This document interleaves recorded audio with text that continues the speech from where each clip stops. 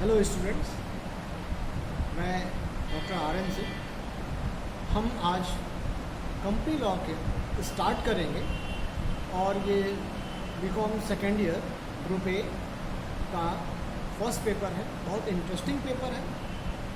Interesting इसलिए कि इसमें फैक्ट्स हैं, केस स्टडीज़ है और कंपनी एक ऐसा टर्म जो हमारे नॉर्मल लाइफ में हमारे बीच बार बार आता है और इसको नॉर्मली हम कंपनी समझ जाते हैं, लेकिन एक्चुअल में हम कॉमर्स के स्टूडेंट हैं और कॉमर्स के स्टूडेंट को कंपनी क्या है, व्हाट इज़ कंपनी, इसका नॉलेज होना बहुत ज़रूरी है। यूनिवर्सिटी ने आपके सिलेबस में जो कंपनी लॉ का कंटेंट्स इंक्लूड किया है बहुत ही अच्छा है। इट मीन्स कि फॉर्मेशन ऑफ द कंपनी से लेकर winding up of the company. It means कि इसका ऑब्जेक्टिव ये है कि स्टूडेंट्स को कंपनी लॉ का बेसिक नॉलेज होना बहुत ज़रूरी है। इस सिलसिले को हम आगे बढ़ाते हुए आज से कंपनी लॉ है क्या, व्हाट इज़ कंपनी, मतलब मीनिंग ऑफ कंपनी से स्टार्ट करेंगे कि वास्तव में कंपनी होती क्या है। Generally speaking the terms company refers to the voluntary association of a person formed for some common purpose. The common purpose may be to carry on some business for the purpose of profit.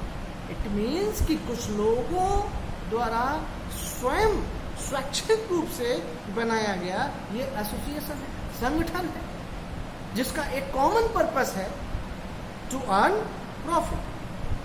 क्यों? क्योंकि बिना किसी उद्देश्य के कोई भी काम नहीं किया जा सकता। हर काम का एक उद्देश्य होता है और वो उद्देश्य आपने कॉन्ट्रैक्ट एक्ट में बीकॉम पार्ट 1 में पढ़ा होगा कि every purpose must have a lawful object. Object ही नहीं, वो ऑब्जेक्ट लॉफुल होना चाहिए।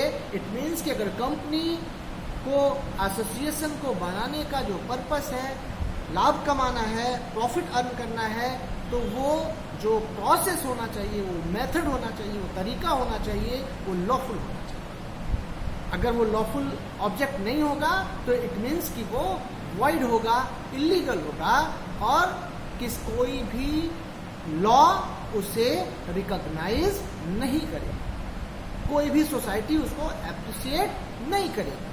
It means a company is an association of person incorporated or registered under the Companies Act, having an entity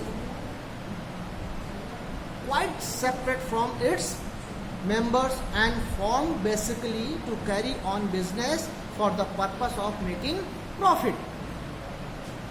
Company is an association of person incorporated or registered under the Companies Act.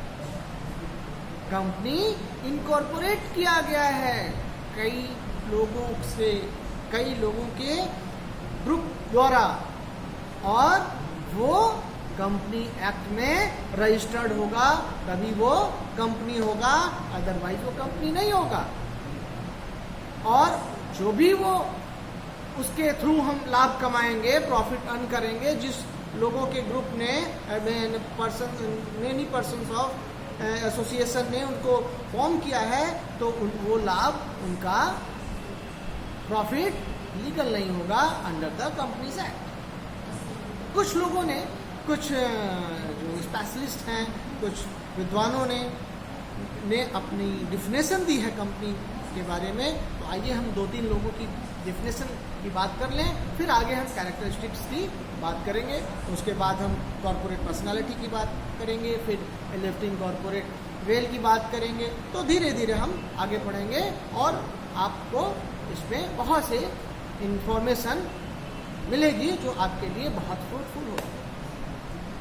According to section 3 subsection 1 and 2 the Indian companies act 1956, company means of company means of a company formed and registered under this act or an existing company means a company formed and registered under any of previous companies act. It means कि company वो जो company act 1956 में registered हो या फिर उस law के through exist करती हो जो उससे पहले हो. अब जो प्रीवियस में हम पढ़ रहे हैं, सॉरी, जो करंट में हम पढ़ रहे हैं वो कंपनी एक्ट 2013 है.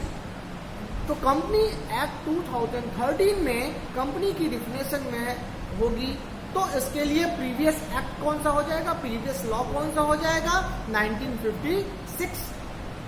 तो दो कंपनी वो जो कंपनी एक्ट में रजिस्टर्ड है या फिर कंपनी एक्ट से पहले के किसी लॉ के थ्रू रजिस्टर्ड है, that is the company.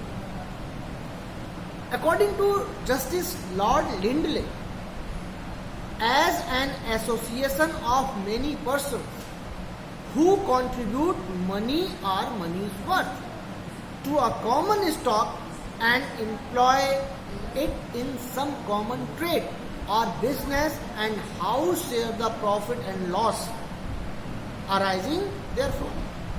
Profit and loss. In case जो भी होता है, अगर प्रॉफिट होता है तो प्रॉफिट शेयर करेंगे, लॉस होता है तो लॉस शेयर करेंगे. मीन्स यहां पर भी वही आती है, an association of many person, मतलब एक आदमी नहीं, कई लोगों का एसोसिएशन जो मिलके लाभ कमाने के उद्देश्य से मनी एंड मनी वर्थ के साथ इन्वॉल्व किया गया, ऐसा लॉर्ड जस्टिस लिंडे ने कहा. एलेक्स हेने ने कहा है company is an unincorporated association which is an artificial person created by law having separate legal entity with perpetual succession and common seal.